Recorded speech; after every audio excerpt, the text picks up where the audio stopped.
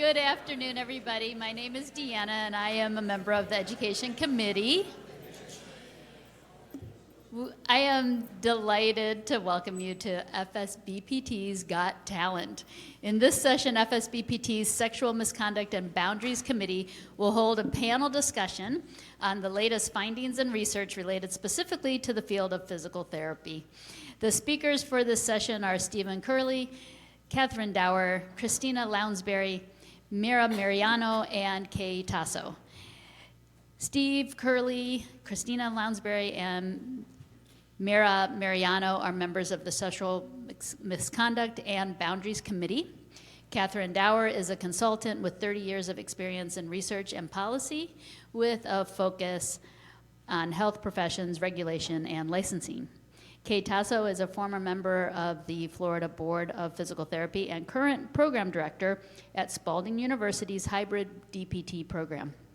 Her latest research examined the incidence and characteristics of Florida physical therapy disciplinary cases from 2015 to 2020. You can find their bios on the event app. They have valuable information to share, and we also encourage your participation. If you wish to ask a question during the Q&A, members of the Education Committee will provide you with a microphone. So please abide by the ground rules in the program notebook so more attendees have a chance to ask questions. At the end of the session, don't forget to scan the QR code to complete your evaluation. We really value your feedback. So I will turn the presentation over to the presenters. Thank you. All right, well, I'm Christina Lounsbury from Louisiana. I am the chair of the Sexual Misconduct and Boundary Violation Committee. And I want everyone, if they could, to go ahead and get ready for some Slidos, because we're going to have lots of those. Take a minute.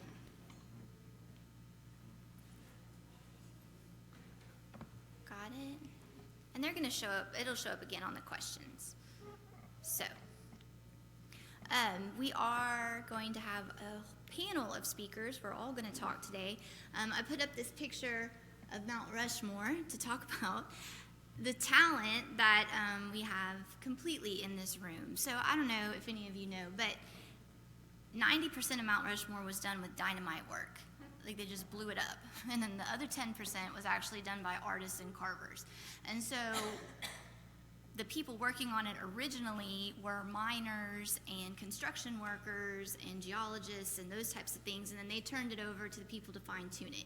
And I feel like that's where we are right now. We kind of provided the dynamite, we put everything out there, and we're turning it over to you guys because you have the talent to implement it in your state, in your jurisdiction, and you know what to do with it from here. And with that, I'm going to turn it over to Catherine. Thanks, Christina, and thanks for y'all being here today, and thanks for the opportunity for me to be here. My talent is not going to be like singing or dancing or anything like that. I do research and policy work, so it's a little drier, but I'm really happy to be out here from California and to talk to you about this project I've been working on. My little slice of it is the communications that PT boards, PTA boards can provide to the public, to the licensees, et cetera, about sexual misconduct. So I'm just talking about communications about sexual misconduct. I was talking a little bit earlier about one of the joys of being at these meetings is that you take an issue and you attack it from lots of different perspectives, and I really appreciate hearing those different perspectives and seeing how my little piece fits in, but you're taking it from lots of different angles, which I delighted in. So let me get started, and I'm going to talk about my objectives were to explore PT boards' information about sexual misconduct, to make some recommendations for better aligning that information with the with public protection, as well as with information and clarity for licensees, and then identify some resources and templates for you to use. I did a lit review for prevalence, we'll talk about that. Mostly I looked at the websites. I spent a lot of time, several months, looking at all of the jurisdictional websites. I looked for complaint forms and processes, for statutes, rules, and regulations and policies about sexual misconduct. I looked for search features. and functionality. I looked for language use, whether it was euphemistic or clear. I looked at the homepage specifically for information about consumer or public tabs and sexual misconduct information. Then I did an experiment looking for known offenders who have been disciplined for sexual misconduct, and I tried to do it from the perspective of a patient or a public member, trying to see if I could find them on the websites as having been disciplined. Then I looked at some other professions for information and perspective, and then I did develop some recommendations and some templates to share with you. In terms of prevalence, can't find exact numbers. I'm going to talk quickly because I came a long way and I have a lot to tell you. I'm going to blame or credit those Irish nuns that taught me in grammar school, so I do speak quickly, so hang on. I'm not going to go through all of these numbers, though. The numbers are in the document, but I'm going to point out a couple things. The company that provides insurance to most PTs and PTAs in this country reported in 2020 for the 5 years previous that allegations of physical sexual abuse were the #1 allegation that they defended licensees in front of boards against. So these were the license protection matters. The top allegation was that one. So I just take that away as we can argue about the exact numbers, but from your insurer's perspective, this is a big deal, and they are taking care of it. A couple other, I'm not going to cover all of these. Any numbers that we have are estimated to be maybe 5 to 10% of the actual total because of the significant underreporting that goes on in this field. Some of you know this already, but I just have to underscore that because it's been documented in many other fields and professions that only about 5 to 10% of actually what happens gets reported and followed through.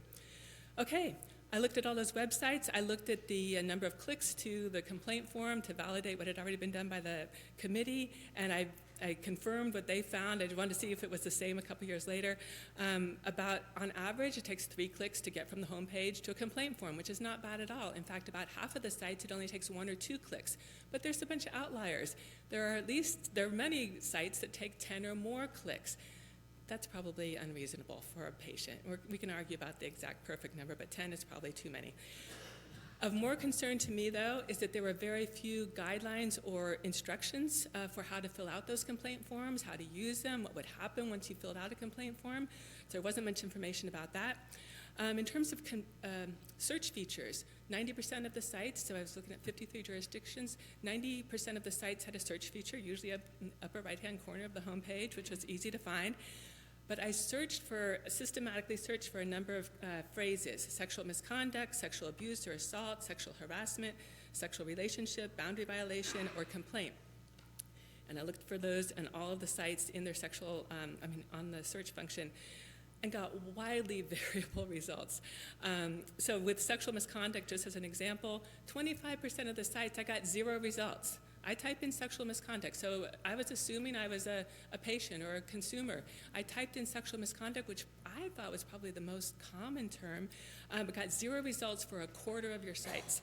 At the other end, another quarter of them had 100+ results, which is overwhelming to the average person to sort through and figure out what's here, what's useful. And then there were some inappropriate results, which I'll share with you in a minute. In terms of statutes and regulations, very available. Almost every site has a nice clear tab somewhere or a little box that you click on. It takes you directly to the jurisdiction statutes and rules, so that was great. However, language is inconsistent, as you all know, and often euphemistic, and we'll talk about that in a minute. I found 0 sites that had a policy that was targeted to patients especially, but I didn't even find one for PTs and PTAs that explained what the board's policy about sexual misconduct was. So I found laws and I found regulations, but I didn't find a comprehensive policy about what the board thought about it. Do they have 0 tolerance? What are they going to do about it if they see it? And then I also looked at the homepage for consumer or public tabs and for information about sexual misconduct. 0 of the sites had any information about sexual misconduct on the homepage, and just over a quarter of them had a consumer or public tab, which was a good thing. Usually that's an indication of other good things. A couple of examples, although I didn't find policies, I'm going to point out California. I'm a native, love it, and they've got a consumer tab, and one of the questions on an FAQ page specifically says, can a physical therapist or physical therapist assistant have a personal relationship with their patient? And what if it's consensual? That's a great question. And then if you click on that, you get this really good answer, and it starts off with physical therapy never includes sex. It never includes verbal sexual advances or any other kind of sexual contact or behavior, etc. It doesn't go so far as to say what to do if you feel like you've been a victim of it or what the board's going to do if you file a complaint, but it's a really good start. It's clear, it's user-friendly, it's layperson's language, which I loved. I also was looking for complaint process information. A couple of examples of good ones. Maryland had a nice trifold brochure, which was pretty and nice. It could go a little bit farther with information for the consumer. Minnesota had a really detailed flow chart, which I was excited about at first, but it has no role of the consumer, so this might be great for the department. Like, it might work for you, I don't know, but it had no role for what I, as a consumer or as a patient, am I going to be interviewed? What's going to happen to my complaint once it goes through for me? I'm going to call out Michigan. A really nice example was a 3 or 4 page PDF, questions and answers written in layperson's language. What's going to happen? What should you do? What can you expect, etc. And they had a little 3 or 4 minute YouTube video about how to file a complaint on this platform, which was really nice, again, because oftentimes you don't have information. Okay, an example of searching for sexual relationship. In Maryland, I got some good results. Several results, including the state's Department of Health Code of Ethics, which referenced sexual relationships and how they were inappropriate. It called out the regulations for PT specifically in the results, and it also included several board orders regarding individual licensees who had been found guilty of inappropriate sexual relationships. On the other hand, Nebraska, almost 400 results, mostly not on point, only because this search function is tied to a state. Like, all state departments, get searched in this search function. So I got everything from construction workers to physicians, and I got anything that might have talked about sexual relationship anywhere in that. So that wasn't helpful. Unfortunately, one site I came up with only 4 results on this search, and all 4 of them were paid, sponsored ads for sexual relationships with strangers. I know it gets a laugh, and I'm sorry that it gets a laugh, and we have to acknowledge that. As a patient who might have experienced it, or thinking about my kids or someone I cared about who might have experienced it and was searching for that online, that's going to be a secondary injury. That's going to be a secondary trauma to come up with that, result of 4 relationships. And this is a danger. I know people do it because it's cheap, but it's a danger of outsourcing your search function and not monitoring it to see what it's bringing up. Okay, then we did an experiment. I was provided from FSBPT with the names of 30 individuals who had PT or PT license who had been subject to public discipline. 16 of those people had licenses in 1 to 3 additional states, and so the total N of 41 jurisdictions that I was looking at. I tried to limit my time on these, but it was really time-consuming to look to see, could I verify their license? Could I see if it was currently active or inactive or revoked or whatever? Had they been disciplined? Could I tell that from a public perspective just by having their name? And was the nature of the misconduct sexual misconduct? Could I see that? Again, I was often spending 30 to 45 to 60 minutes on each site trying to sort through these things. Not too hard to verify a license. Often that's pretty easy. You have different terms, but it's validate a license or find a licensee or whatever. I can often verify that they have a license or that and whatever status it's in. Finding the discipline was harder because there's icons like a little eye or a gavel or a question mark or it's underlined or it's circled or it's bolded. You don't know what you're clicking on. You don't know what you're looking for. And so sometimes I could find whether they were disciplined.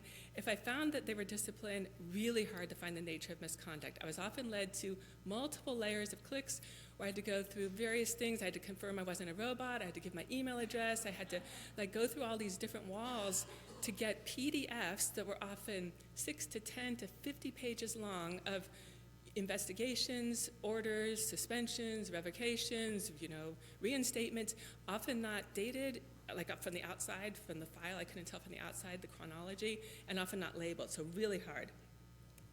In terms of language, it's often euphemistic.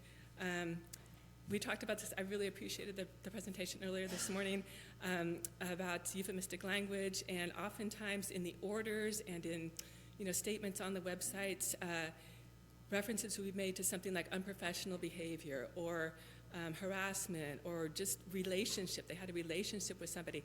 If you don't say it was sexual, the patient and the public isn't going to know that it was a sexual relationship. They're not going to know that it was sexual misconduct. So if you're talking about sexual misconduct, it's really helpful to label it such as sexual misconduct or sexual abuse or whatever it is.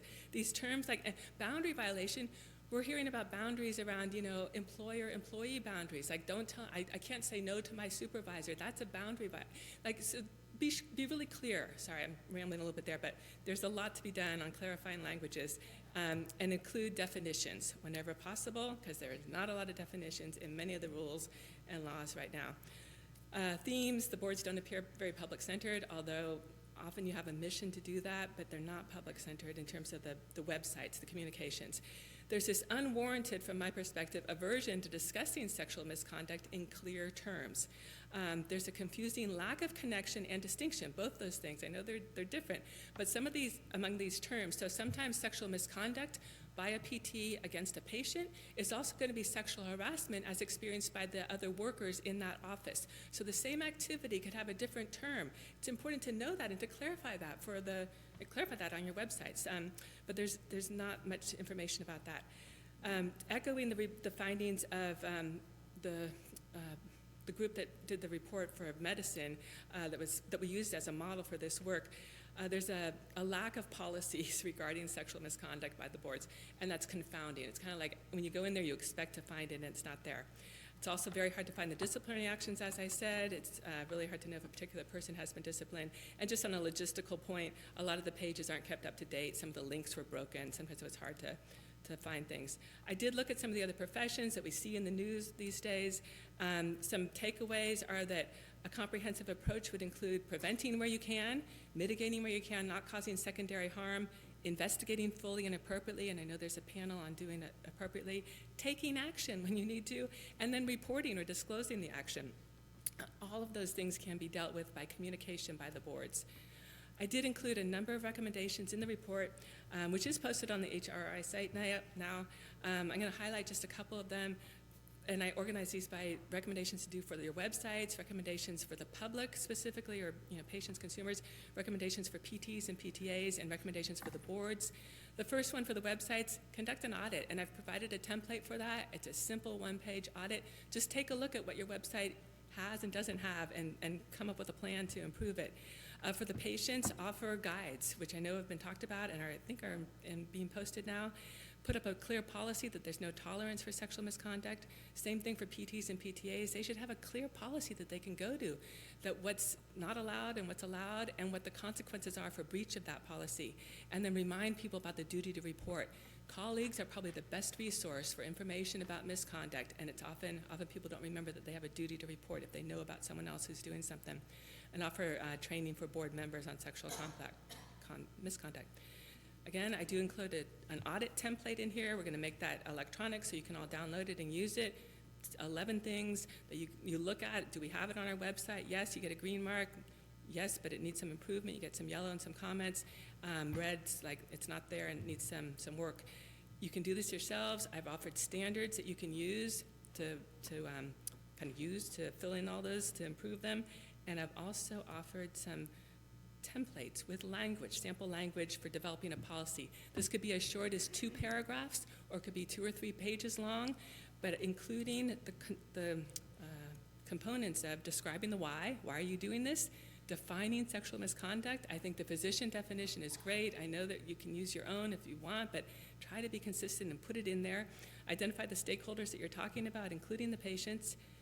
Make reference to your own jurisdictional statutes and rules, and then describe your board's role. What are you going to do about it if something does go wrong? I think I did it. That was super fast. Thank you so much. I'm here for questions.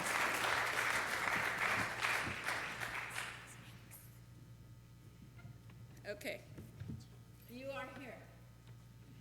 That would be me. Okay, so we're going to take it a little bit different place now, and we're going to talk about the incidents. Oops. But from a slightly different perspective. So here's your first quiz. The annual incidence of boundary violations, including sexual misconduct within the U.S. is?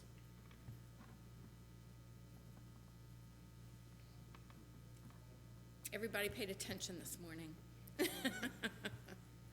And to what Catherine was just saying, that is correct. It's over 15%, and we'll talk about exactly what it is in just a minute.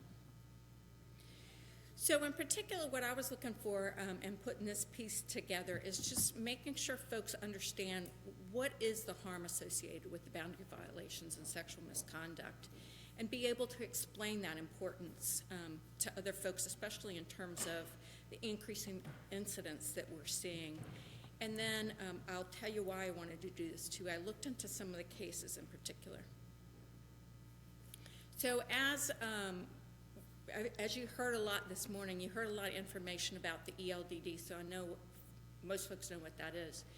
But prior to that too, we had the National Practitioner Data Bank, which is federally mandated, that all states are supposed to report incidents of discipline to them. And then ELDD is requested. Some states unfortunately are not allowed by law to participate. But when I heard this information a while ago, when FSBPT had some other research done, you see all the stats, and my mind goes, so what does this category really mean? What does that really look like? And that was kind of the impetus for why I did what I did. So of course you have to get IRB approval, which I did, and in particular I looked at from 2015 to 2020 in Florida. And I also at the time looked at the National Practitioner Data Bank and ELD stats, but we don't have time for that. They did not agree. And then I looked at the legal final orders from the Florida board. And as I think you're all aware by now, some of the problems with sexual misconduct, it is abuse of power. It is a breach of public trust. It is a breach of professional ethics. And if nothing else matters, it's illegal. I did an extensive literature review, but just wanted to bring a couple of those pieces to you to show you what some of it said. And in one survey, they found that 50% of physical therapists had been propositioned by patients. And I think that relates earlier to what Catherine, this morning's Catherine, was saying. And then there was another survey they did of students, and they found that 4 to 6% of student physical therapists had dated patients, and that students felt like they really hadn't had sufficient instruction and education, and that's a whole other ballgame. If we have time later, we can talk about. So as I mentioned, I primarily focused on Florida, 2015, 2020, and looking at those cases. So here's the first case. This was the only case that we had that included a female, and this was a female who taught her own method. You know how people like to name their methods after them. She taught her own method of how to satisfy yourself sexually, and she assisted people in doing that. Yeah. The next case I wanted to talk about, and these are going to be in progressively worse scenarios, unfortunately. Yeah. So as a male PT in an outpatient setting and doing a back massage, patient with status post-surgery, makes sense, right? But then when the patient gets up, he grabs her from behind and touches her breast. She turns around, he grabs them again and tells her how beautiful they are. Another male PT, an outpatient, again, had a patient stretching the pecs. We all agree that that's appropriate, but then proceeds to touch her breasts. And then he's going to do a lumbar massage. So he pulls her pants down, but doesn't tell her, doesn't ask permission. And then he slaps her on the butt. So sometimes you get these cases, and I'm sure you guys know, and you go, but the other staff is basically like, yeah, no, I'm not surprised. This guy's always making inappropriate comments and touching people. In this particular, I think these are kind of out of line. I don't quite know why. But anyway, I looked at what are the top 5 most frequent infractions in Florida, and I excluded, no, you didn't notify us if you changed your address, or no, you didn't do all your CEUs, because those are managed differently than by the boards here. It's Florida. Number 1 has to be insurance fraud. Sadly, number 5 is sexual misconduct. And of those 15 that you see, I just told you about the one female. All the rest were males. 3/4 of them are also PTs. and to go back for a sec, 16% incidence. Okay, so everybody's already right, it's above 15. So then one of the other cases that we had was a male PTA in a skilled nursing facility, and this becomes a pattern as well. And he's helping an elderly patient out of her chair and intentionally touches her breast. Bad enough.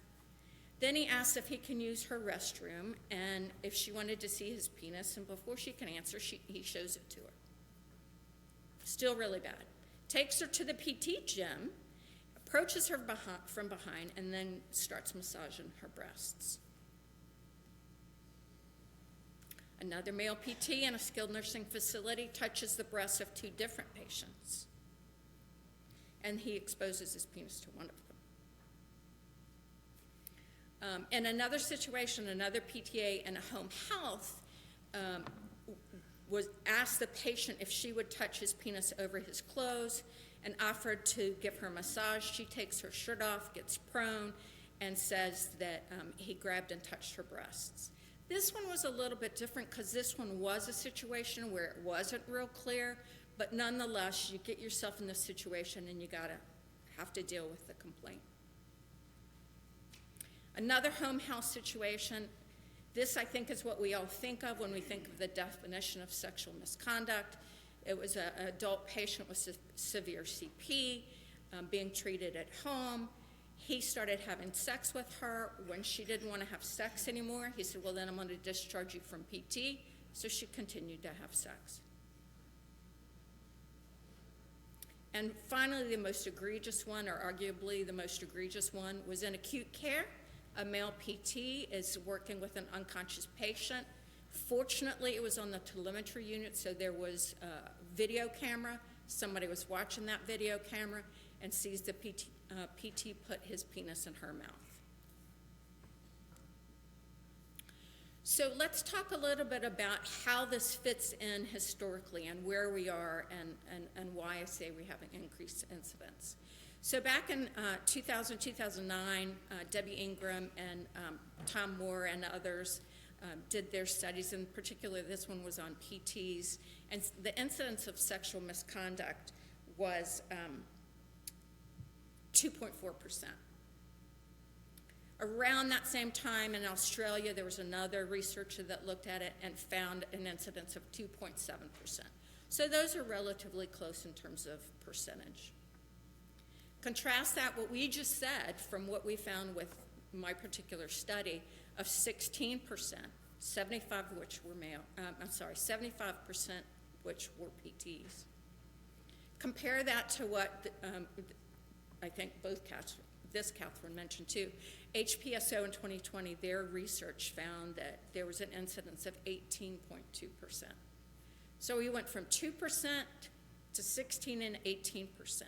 And HPSO's study documented that a couple of examples of what they were seeing was inappropriate touching of patients, probably included some of those studies I just told you about, and then a PT touching and kissing a student physical therapist assistant.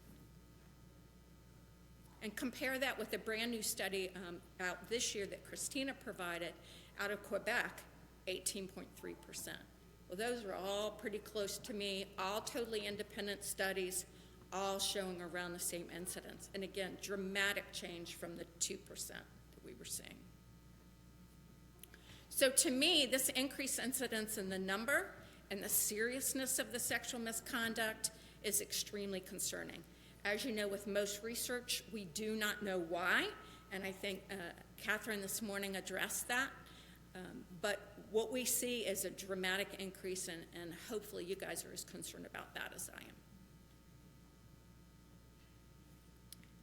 And I will transfer it over to Christina. All right, so some pretty big numbers. Last year, we met in July for Life, and we thought, what are we going to do about this? What if? What if we could come up with an idea, a solution, a promotion? What if we could do that? And so we're here today after a year's work, and we're saying, what's next? So we did it, we initiated it, and now we need to disperse this information, we need to implement it, We took the recommendations from Catherine's study and we put them into place, and now we just need to spread the word and get it out there. And so we've made a resource, some resource documents to provide education. We put some thought into what these would look like for the different populations and what information is important. And so I'm going to take a second and I'm going to share the provider resource. And this is what we've got so far. And again, all these resources will be on the FSBPT website. So first of all, I want to say that we did finish the official paper on power imbalance. And this is important, right? Because we did the Model Practice Act language, which refers to a power imbalance. So now we have defined the power imbalance. And actually, it was referenced, the APTA actually published it in their newsletter and sent it out as well. We're really excited for that. So this idea is getting out there. So we need to push it in our jurisdictions as well, like what is it, and then stand behind what we're saying. If we truly believe that patients are vulnerable and that PTs are ultimately responsible, then we need to say that out there and we need to let PTs know. Okay, so I have a question. Should therapists or providers have a personal relationship with patients? So I'm gonna let everybody take a second to answer this. Like, is it important for us to have a personal relationship? And it's kind of cheating because we listened to Catherine earlier.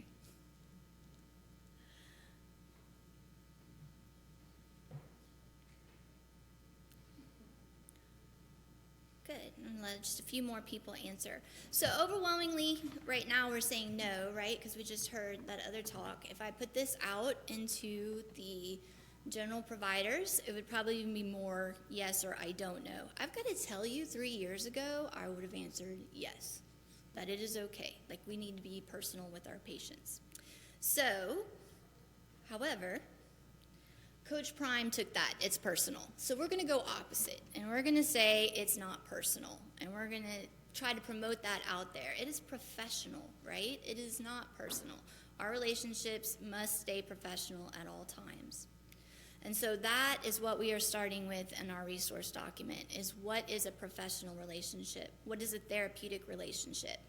And we put this together as a document that could be given as a whole, or it could be taken out and different parts put in newsletters from the board. It could be email blasted. It could be a little top of a website page that just informs you. It could be taken in a clinic and they could have discussions on the different topics. So there's a lot of different ways that this information can be used. But we wanted to talk about what is a therapeutic relationship. It has trust, respect, sensitivity, duty, and there is power, right? And that it has definite boundaries. There's a payment for service, there's limited duration. It takes place in a professional location. Right? And then it's structured conversation, and there's a limited purpose to contact. And I think when you tell providers these things, it reframes what they're doing. There's a purpose to your contact, there's a purpose to your conversations. And there's a limit to where your relationship goes. So we talked about that, the patient-provider relationship, and then of course we referenced the power differential as well.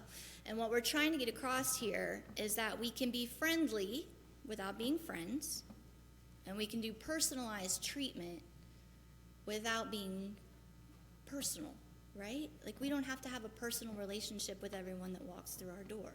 We can do personalized treatment. But we want a therapeutic relationship, which is a professional relationship, and we are a resource and an advocate for our patients. And if our patients need friendship, relationship, something like that, we can be an advocate for them and point them in the right direction. And so we went a little bit more into this idea of the therapeutic relationship in terms of green light, yellow light, red light. Like, these activities are all good. And then this is where you start getting concerned. So spending more time with a patient than the treatment requires, right? Social media interaction can sometimes be a little bit yellow. Communicating with your patient outside of clinical hours. that is definitely getting on the border right there, if it's not about scheduling or some type of treatment purpose. And then, of course, inappropriate jokes. And then we have the red box, which these things are absolutely not allowed with a patient. And so we thought by doing it this way, we would show people the different degrees of how you get in terms of these are okay, this is where you start crossing it, and this is where you get in trouble. Because a lot of providers don't understand that right now. So we went into what is sexual misconduct, and it is any behavior that exploits the patient-provider relationship in a sexual way. That is sexual misconduct.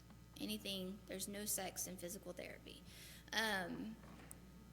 I mean, sometimes you just have to say it. They don't believe you at first, but you keep saying it, and eventually it catches on. But it may be verbal or physical, including the thoughts and feelings of a sexual nature, or that a patient client may construe as sexual. So even if the patient is construing it as sexual, right, it is still sexual misconduct. So we have less obvious examples: dating, flirting, socializing outside of hours. I mean, all of those are a personal relationship. What is your therapeutic goal by doing these things? If you are flirting, if you are dating, what is your therapeutic goal with that? There can't be, right? It's a friendship, a personal, it's an intimate relationship, and there's no place for sex in therapy. So, and then of course, informed consent, we went in again about how it should be continually solicited on and on. It is not a one-time given consent, but it should be given again and again. And that informed consent goes back again to that touch with a purpose. Explain your purpose, why you're touching them this way in this place at this time, and why you have to do it again the next day, and why you may have to do it again the next day, right? Because we need to constantly communicate. So, I have another question. In your experience, which is the largest contributing factor in the occurrence of boundary violations? So we've all seen them, we've all read them, been exposed to them. In your experience reviewing these cases, which do you think contributes most?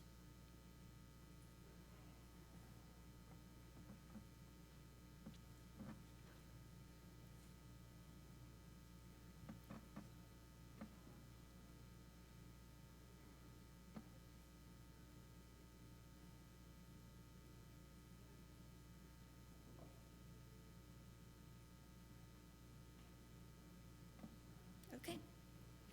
So overall, miscommunication, lack of knowledge. I'll be honest with you, the research has come out on this, and it's all these things they don't know. They want to look into it more. But provider risk factors seems to be one of the ones that everybody is getting on board with at the moment. I mean, there's research on all of them. They all have something to do with it. But actually, provider risk factors, the things about us that we don't realize and we don't know, seems to be the biggest factor in the occurrence of boundary violations.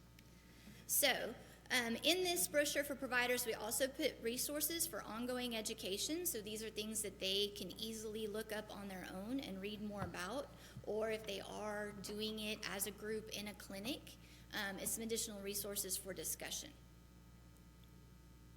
And so that is our provider. I'm going to turn it over to Mira, and she's going to talk about the patient resource.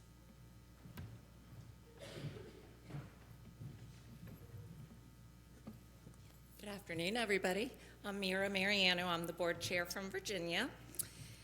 So now that we've talked a little bit about the provider resource, I want to spend a little bit of time on our patient resource. So we put a lot of thought into this particular guide. And as we discussed earlier in the day about how to make filing a complaint easier, kudos to one-click websites, because we've heard that many of the websites are difficult with regards to how to find that complaint form. And in some circumstances, patients can be very motivated to find a complaint form. Maybe they're thinking that they were treated with negligence or harm or even fraud. They can find that complaint form. But in the case of sexual boundaries and boundary violations, trying to find that complaint form can bring up a lot of trauma. Again, bringing that trauma back up up front, and we don't even know if that in itself is a barrier to even filing a complaint form. And then filing a police report in the case of sexual assault is a whole nother story. So when we thought about this particular resource, we thought about patients may know that they had some sort of inappropriate going on in their session, but aren't we the touching profession? Is that something that is supposed to happen in physical therapy? Sometimes patients don't know what is a part of physical therapy and what isn't a part of physical therapy. So we thought when we put together this resource, patients want to trust us. So the whole idea of, is this a part of therapy? Is this what's supposed to happen? Creates another barrier to actually filing a complaint form. So with looking at our resource, we thought we'd keep it simple. What is informed consent? Should the therapist be explaining exactly what should be happening with the plan of care, how it should be delivered? And it's not just frequency and duration of the treatment session. It's actually what that treatment session will entail. And so we added sections on informed consent, what to expect out of a physical therapy session. We actually had some wording in here about appropriate privacy, use of chaperones, and again, the Academy of Pelvic Health just put out a statement a couple months ago about the use of chaperones in physical therapy. And then, of course, we had to have a section of what is not okay in physical therapy. So we talked about being asked to expose areas of the body that are not part of the treatment. So if you're treating a neck, I'm thinking that probably the bottom half and sensitive areas of the body should not be exposed during that session. But sometimes patients are like, I don't know, maybe that is a part of the therapy session. So engaging sexual favors for treatment, and we heard about a case of that. We've heard about the sexual jokes or the stories, dating, and the social part of the relationship. So here's a Slido question. Have you ever filed or helped file a complaint on a licensee? And this could include any profession.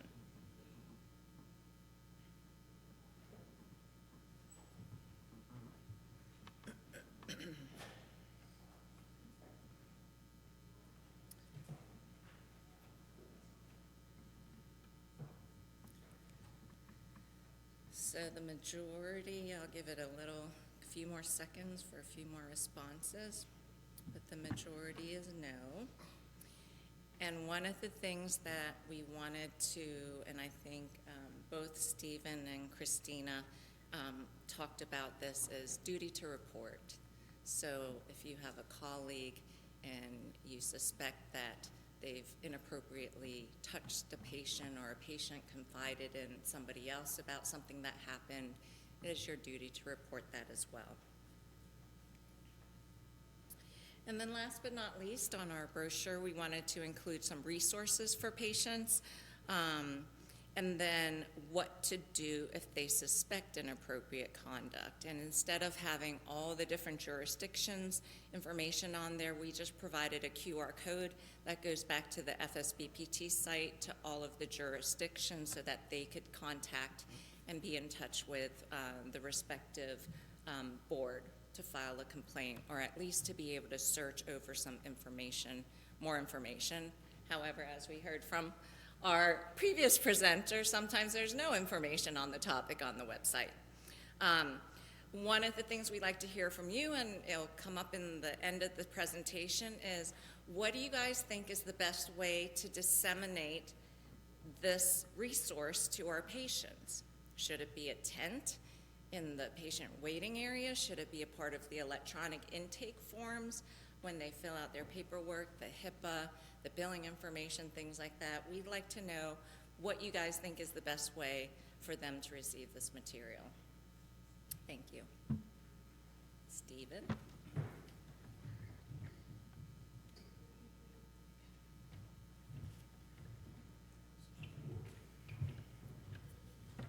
had some concerns about the topic of FSBPT's Got Talent coming in, and after listening to everybody's presentation, I'm even more concerned. My breakout session for next year will be FSBPT Has Warm Bodies, Study in Mediocrity. Anybody who's interested in helping me present is welcome. My name is Steve Curley. I'm the Executive Director for the Kentucky Board of Physical Therapy, and I get to talk to you about 2 pages of white paper with a bunch of blue links on it, and that's it. I don't have fancy brochures or nothing like that. But it's equally, if not more important for the people in this room because it's board resources. You know, we give these resources to patients, we give these resources to providers. We hope that it helps them in their journey of physical therapy, whether they're a patient or provider. But what can you do as a board member, as an investigator, as an attorney? These things are important because we do that background work, it can make a big difference. And as we all have investigators, board members, attorneys. As those positions, we really have to focus on continuing to educate ourselves so that we do know what's going on. As administrators, some of the resources we'll talk about here in a second is training so that I know how investigations are supposed to work, how I know trauma-informed investigations are supposed to work so I can properly administer those investigations. As board members, you help oversee investigations in some way, most likely a complaint committee or a law enforcement committee. It's important that you're educated as well, and obviously your investigators, that's usually that first point of contact, are educated as well. But then what do you do with the patients afterwards? So a little bit of everything here. So the first portion is board training. What can you do as staff members, board members, to get yourself educated? And we want to give you resources, not only like this, the first one, Justice 3D, a company that provides training, but here's a couple options of training that may be important to you, your investigators, your board members, so on. So you can see we have empathy-based, I hate interrogation. Justice 3D is in the room, you should change it to interviewing, it's less harsh, but important again, talking with subjects, requiring empathy, and passing that empathy on so that you get better results. Investigating sexual assault complaints, obviously trauma-informed interviewing there. Investigating elderly abuse, again, trauma-informed interviewing at the end. CLEAR has a lot of great options. It's the Council of Licensure for Enforcement and Regulation. Obviously, the first one that comes up is the National Certified Investigators Program. I know probably most of you are kind of familiar with that. A lot of you probably have gone through it. But they also provide board member training when you have new board members coming in. And then specialized training, they have a version of the National Certified Investigators that is specialized, that does cover some trauma-informed interviewing, but they also have investigating reports of sexual misconduct, a specific course. Federation of Association of Regulatory Boards, or FARB, have a lot of regulatory law webinars. They have annual conferences as well, but a lot of their webinars may focus on ongoing topics, things that come up throughout the year. Those are worth kind of looking at. Idaho Council on Domestic Violence and Victim Assistance has some training. They will do some in person. I don't know how far that in person reaches outside of Idaho, but they have a lot of online training that is in the same realm as what we've covered. And then the International Association of Chiefs of Police have a lot of literature on their website. Specifically, one of the big things that I always kind of push on their website is they have a list of what not to ask, especially in trauma-informed investigations. Like, you want to know why you didn't report this sooner, you don't ask that question. It'll give you the reason why you don't ask that question, and it'll give you a supplemental question to ask. What emotions and thoughts were going through your head when this occurred? And let them talk about those emotions, because that gives them more of a control over what's going on. So that kind of stuff's important. They have a huge list of what not to ask and what you should ask in place to receive the information you want to receive.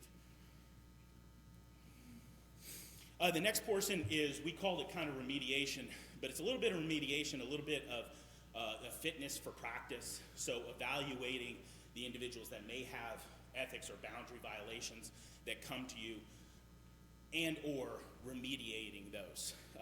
So the first one on there is PBI.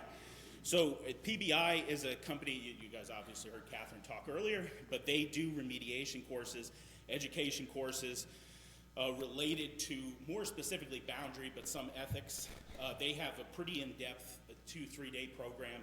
It is virtually, but the interesting thing about PBI is they have follow-up programs, and you don't see that a lot in remediation. So you complete this program, you successfully pass it, hopefully, you're moving on in your remediation plan. They have additional courses to follow up to make sure they're sticking to the plan. Probe is another one. PT in Kentucky has used Probe for years, super in-depth course.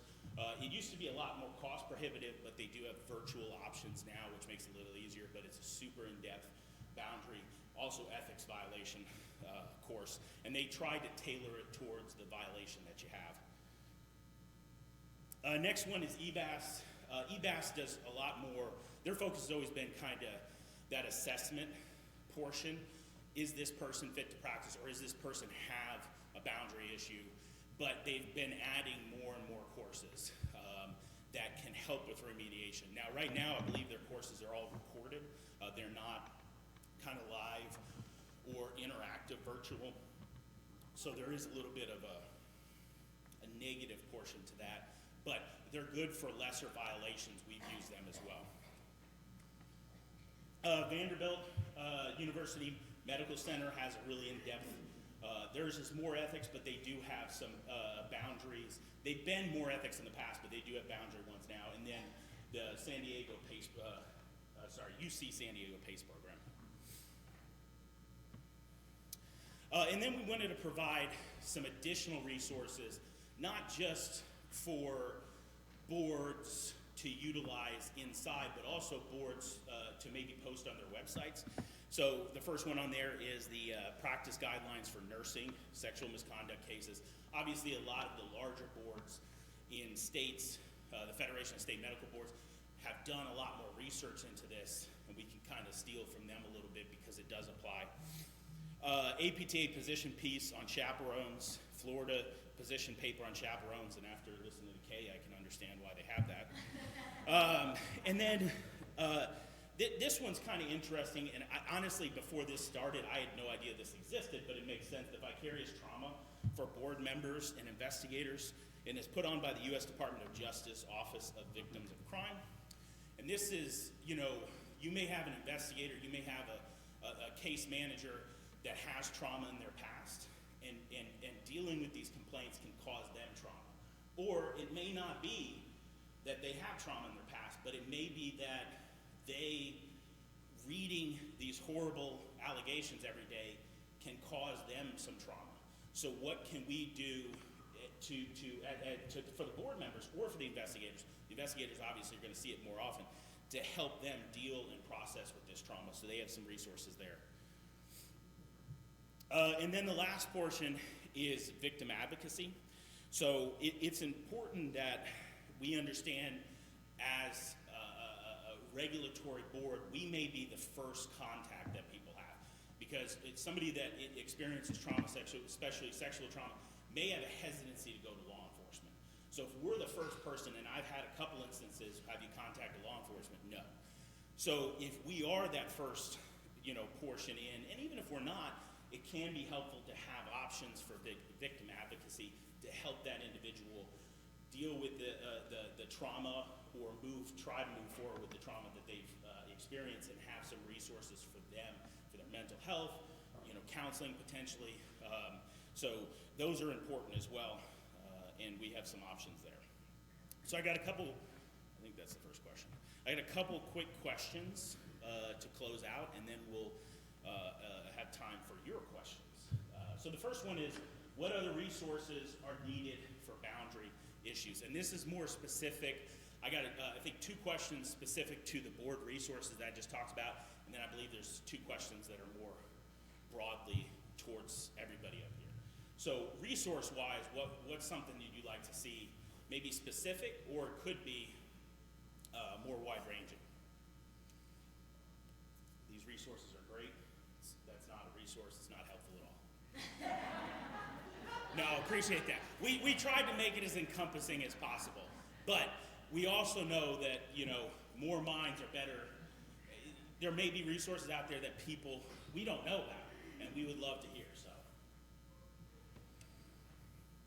Some self-assessments, entry-level criteria for students. And that student portion is difficult, and that's actually something we've been talking about. Was that on our list of things? Okay, I thought that was. So we are trying to put together, that's for the next year, a list or a resource like this for students to really talk about what's going on, and how can they help themselves, how can they protect themselves, and then some resources for them to utilize. Okay, moving on to the next one. What resources did you already have that would benefit other boards? So anything that you use right now, like I said, in Kentucky, there were several of those resources we use. Honestly, I talked to Catherine a little bit ago. In this process, I found out about PBI, had no idea, and that's a resource that I want to add to my toolkit because I didn't know that was something we had. So, what are some resources that you may have? We got people typing.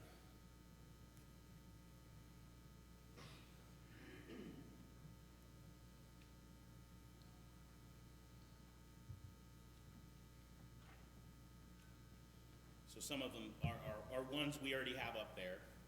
Inappropriate patient behavior resource. Does the person that put the inappropriate patient behavior resource, you have one of those? I thought it was going to be Louisiana. Listen.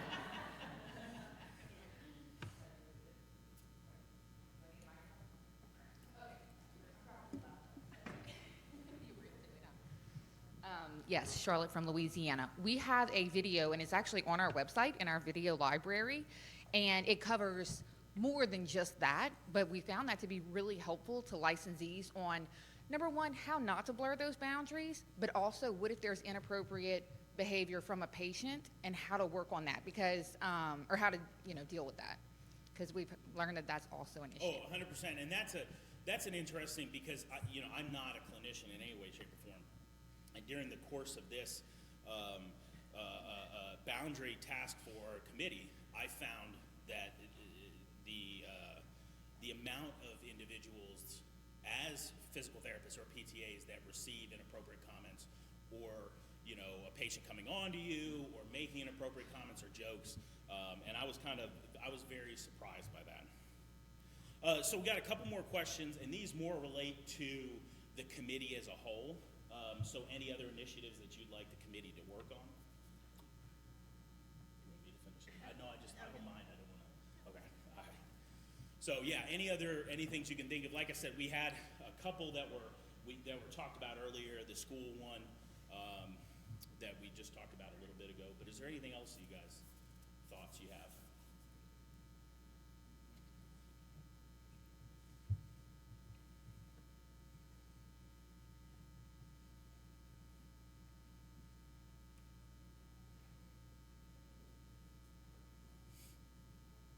Several people typing, so.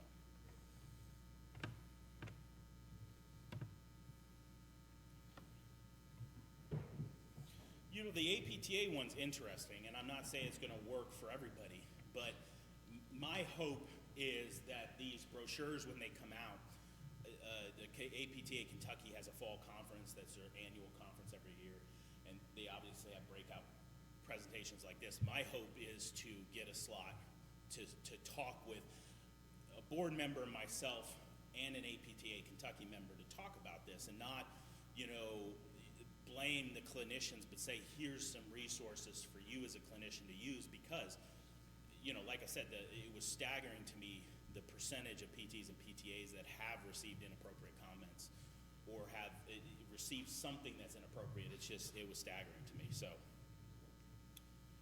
got one more person typing, and I think we got one more after this.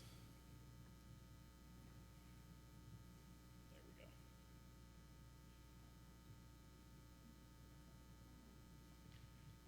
Okay. And then suggestions for dissemination of the patient and provider resources. This is one of those things that we talked about as a committee of how we get out there. Can we, FSBPT obviously posts on the website. Can boards post it on the website? Is there some informational programs that we can put together in our individual states to help people understand the importance of this stuff? Like I said with APTA Kentucky, you know, do you have suggestions for that? Because, you know, it doesn't do us a whole lot of good if efforts put into this and make this, but we can't get it to the people it's supposed to get to.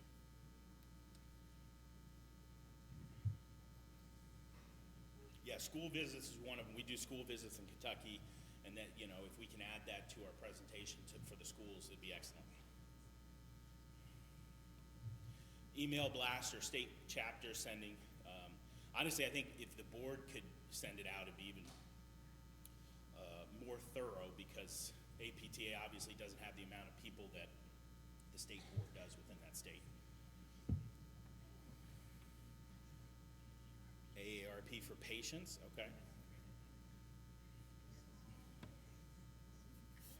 Yeah. The committee's abuzz with your excellent ideas.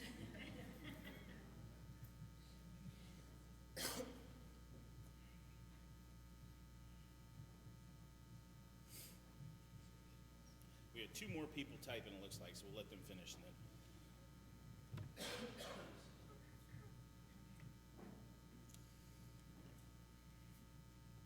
Still 2 people typing. District attorneys, all right.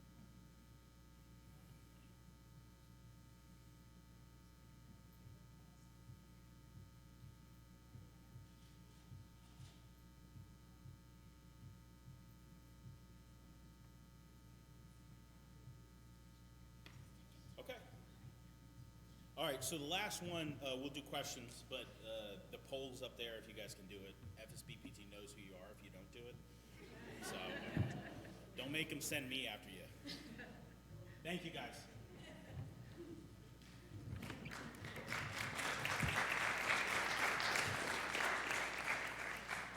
All right, we purposely wanted to leave 10-15 minutes at the end for questions, and Jason Kaiser is also on the committee if you want to come up, or you can answer questions from there. We're probably going to throw some things to you as well. And so does anyone have any questions, just any about the research that's been done so far? Do you have questions explaining a little bit more on some of the findings, or anything on the resources? Craig Miller, Michigan. If I don't get in trouble I might ask 2 questions. That's First fine. question is in the statistics that, or the research that was done related to the PTAs and PTs and the issues that, you know, the ratios of violations. During the research, do you know if any of the PTAs who may have been sanctioned or disciplined, did that result then in anything rolling up to the supervising PT? Were you talking to me or Catherine? Either one. I can't Okay. remember which one of you had the statistics for, you know, how many PTs, PTAs in each of Okay. the categories. So for the ones that I presented where there were the cases, the vast majority were one of 2 things. So one of the options, unfortunately, and was often used, is that they can voluntarily withdraw their license, voluntarily turn in their license. It does go in as a disciplinary voluntary relinquishment, but still, it's very unsatisfying as a board member. The other was revocation, and the vast majority of those that you saw were probably at least 50-50 maybe, but almost all of those folks lost their license in one shape or form. Gotcha. So I guess to further clarify, think about the worst case example that was given with the patient on the ICU. That was if I recall correctly, that was a PTA Correct. that did that. Each PTA has a supervising PT. So if the PTA had an issue, did anything then happen with the supervising PT? Was there any I sanction? do not recall seeing that come through, and certainly not in that time frame. That one probably was a little bit different. That one and the other one where the PT was having sexual intercourse with the patient, both did go to the police. Those were criminal filed criminally as well, but I do not recall, Dr. Donald, I do not recall that a PT was held responsible for the PTA in that particular situation.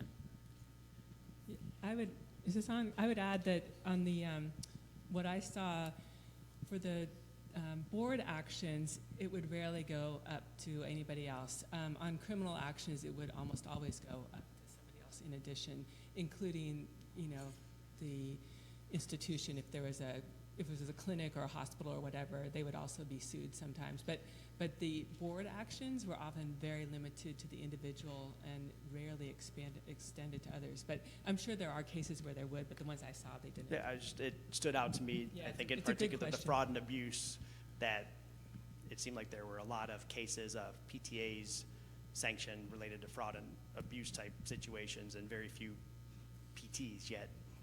PTAs report up to somebody. I almost think that the fraud and abuse would be easier to relate to the PT, especially if the PT's co-signing documents, versus I think, from my background's investigation and complaint prosecution, obviously. So I think you'd be very hard pressed to discipline a PT, especially for sexual misconduct actions of a PTA, because it's very possible that they're not even aware of that, unless you had like clear evidence that which I can already see Jason's shaking his head because he's probably had some weird guy in California that did that, but yeah. I was just going to add two things to it. I think just by the nature of the way disciplinary documentation is done, it's very difficult to see companion cases because they are very specific to the respondent that they're referring to.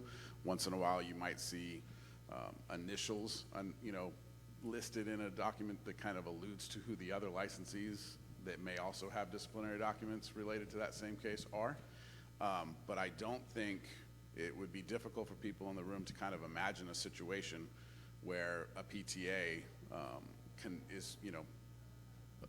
has conducted themselves in a way that violates their patient that the supervisor is also aware of and has somehow condoned, and that behavior is certainly, I think if you had that clear evidence of the Absolutely. nexus between the two, then obviously, yeah. Duty to report, that's how you would get in trouble. There you go. So,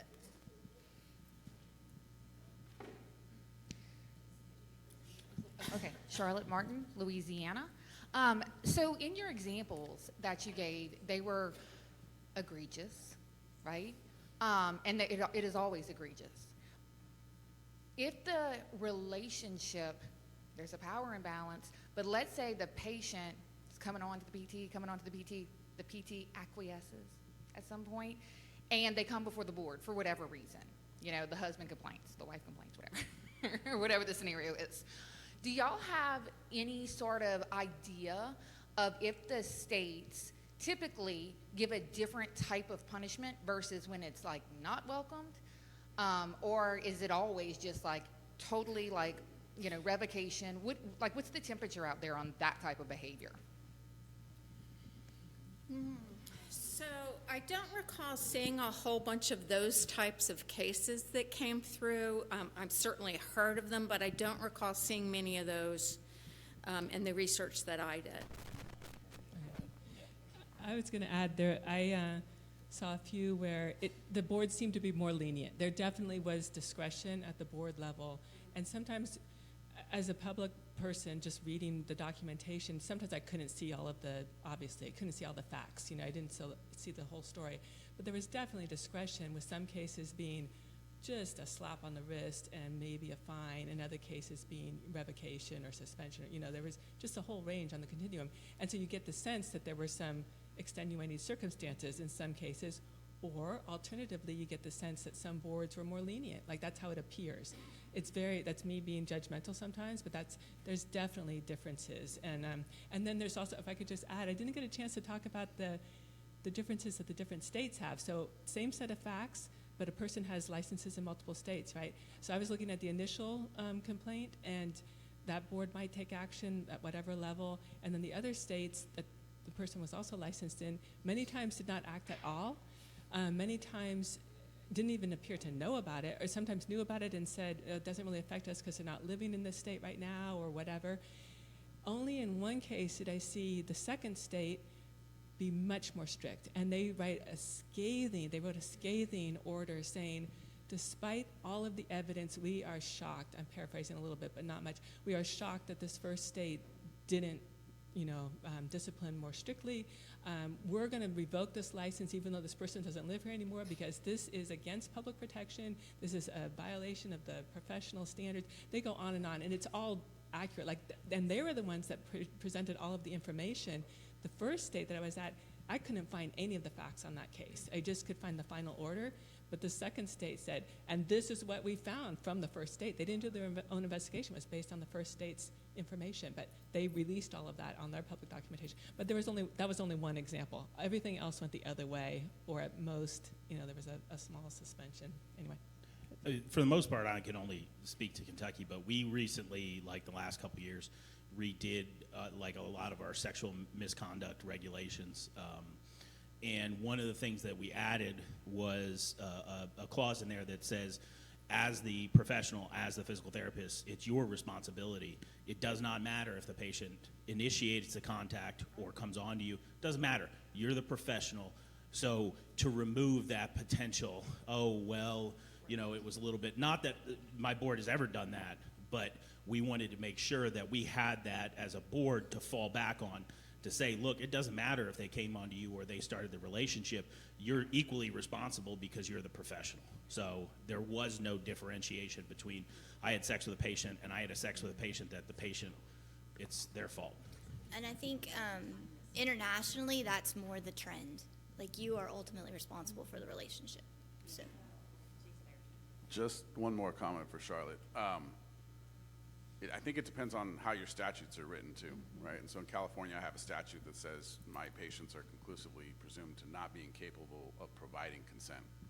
And so in those situations where it seems consensual, even though they're not capable of providing consent, it's all good until it's not, right? And in those cases, they're at least going to be charged with that.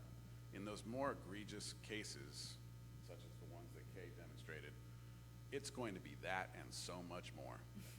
Right, there's going to be unprofessional conduct that's piled on top of it, and yeah, it's a sliding scale at that point. But it's one of the most sacred ethical breaches that you could possibly do. Wonderful, wonderful presentation. You all have done terrific work. I'm Catherine from PBI, so if you were there this morning, that was me.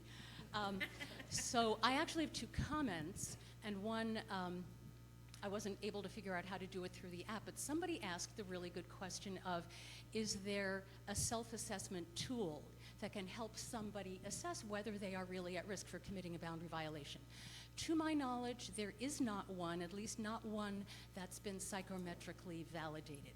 However, just so you know, we have one that we use in our own courses. We use one in the boundaries course, one in the ethics course, and one in the civility and communication course. And as you might not be surprised, there's a fair amount of overlap in the content of all three assessment tools because those areas are so interlinked anyway. But we use those assessment instruments with then faculty guidance with the individual course participants to say, well, not only did you do such and such, which is why you're here in the first place, but look at all these other things you're doing that are of a piece of this kind of careless thinking about your professional role. So just so you know that is something that is used in some realms, but again, I don't know of a validated instrument that's more widely used. The other comment, and you were talking about resources, is we have written a book. And if you go to our website, pbieducation.com, and you go to the publications page, there is a small paperback. It's called The Clinician's Guide to Professional Boundaries. Sorry, a little shameless self-promotion. It's available for Amazon. Okay, sorry. But it's out there. And it's required reading for some of our course participants, and they've given it really great reviews in terms of, you really opened my eyes to a lot of things I hadn't thought about before. There were lots and lots of case anecdotes in the book, but also a lot of theory. Again, it's kind of a quick read, but it would be suitable for students and also for licensees. So just so you know that's out there. Thank you. Okay, just, this is Make Your Life Easier. segment right now. I saw a bunch of you put your phones up and took pictures of these resources or the websites. It's in the app, guys. So plug for the app. You go to the app. You click on the meeting. Click on materials, and you'll see the committee, the Sexual Misconduct Committee. And if you click on that, there's a little blurb, and it's going to give you hyperlinks to everything that they did and showed you today. Also, during Catherine's presentation, she had that duty to report brochure from Maryland. That is also on the FSBPT website. That was created by the FSBPT Ethics and Legislation Committee. It is there. It's personalizable, if that's a word, customizable for your jurisdiction. So you can download it, put your logo on it, put your specific information in. So that is available to you. And then there was a question I saw, or a comment about dual relationship, non-sexual dual relationship. You will also find a resource on the FSBPT regulatory resources, free resources, regulatory resources, and it's the treating of close relations. So if you'll be able to read that, and there's a recommendation from the Federation, from our board of directors, that was developed by a task force of your peers, went to the board of directors. You will find that on the website. Very clear recommendations. See, I told y'all we got talent. I was going to say, Rich wants you to know while you're on the app, you should do the evaluation as well. Yes. Definitely. All right, one question, Craig Miller from Michigan. Kind of a two-part question. You mentioned the probe as one of the resources there. So my first part is, for your jurisdictions, do you provide as the board to the licensee the recommendation for the courses to take, or do you wait for them to suggest what they're going to take and then approve it? So that's the first part. The second part is, if any of those courses like probe, so that one I'm familiar with. So we had a licensee who took it, and then the summary from probe was that the licensee had a conditional pass based upon two issues. One, not recognizing the board's authority to discipline the individual, which is probably a problem for an ongoing basis. And two, that the individual was unable to recognize their personal actions and how it impacted and led to a disciplinary proceeding. We continued to sanction the individual, but they chose the course. We approved it as a okay course. I'm wondering if you're approving the course in advance or saying it's okay. How do you handle it if they don't pass? So I think every jurisdiction has its. Sorry, just a quick interruption, just because we are at time for anyone who's interested in heading out for a break. Let's do a quick transition period, and then maybe we can just let you continue with that answer Yeah, here just together. real quick. It depends on the jurisdictions. I mean, we put the resources up there. We would hope that you would recommend things that work, right? Because we know education is the key to turning these people around more than punitive punishment, and the feedback you get helps you figure out how to regulate them moving forward. Like in that case, you've learned a ton of information about them that you wouldn't have got if they had just chosen a random ethics course. So we would recommend that maybe you present 2 or 3 options and let them choose which one, or just say, look, it was so bad, you're taking this. This is it. That's all you got. Take it and be happy.